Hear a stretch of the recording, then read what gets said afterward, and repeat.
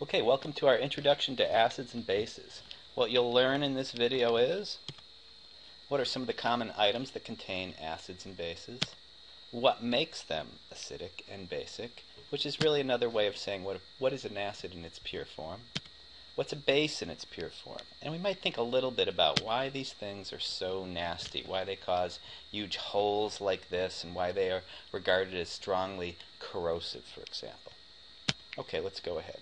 Here's a bunch of things you can get at the grocery store, and some of them are acids, some of them are bases. Why don't you write an A if it's an acid, and why don't you write a B if it's a base? Oranges, lemons, and lemonade. They're all acids. They contain citric acid and other organic acids, all of which have what they call an acidic proton, an H+. The pure form of an acid is any substance that does contain that H+. Tea contains that H+ in the form of tannic acids as well as other organic acids. Milk of magnesia is a base because it has magnesium hydroxide. The pure form of a base is the OH- or the hydroxide functionality. This might click something in your mind if an acid is H+ and a base is OH-.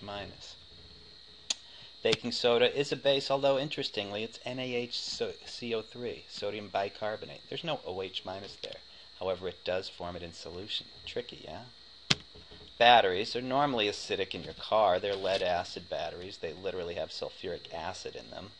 But alkaline batteries also function very well, as the Energizer Bunny can tell you, and they contain a hydroxide paste, usually a potassium hydroxide paste in them.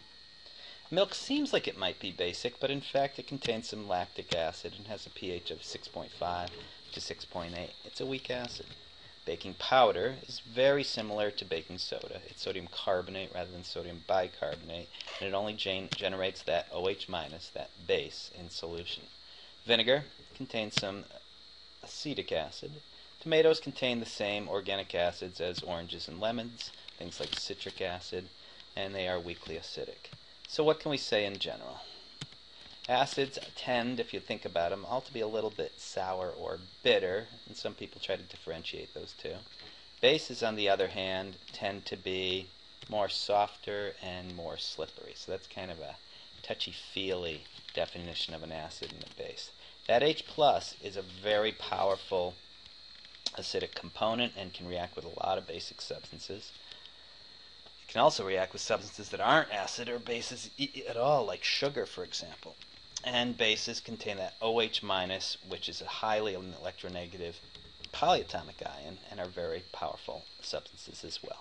That's a little bit about acids and bases. In the next slide, we'll look at water, which, interestingly, contains both of those substances, H+, the acid, and OH-.